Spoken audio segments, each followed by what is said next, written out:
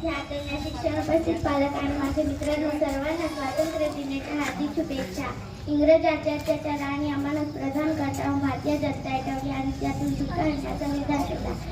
सुभाषचंद्र बोस, भगतसिंग, चंद्रशेखर आझाद यांनी क्रांतीची आग परस्परी आणि प्राण्याची आहुती दिली. 1947 दिवस आपल्यासाठी संपूर्ण दिवस ठेवला.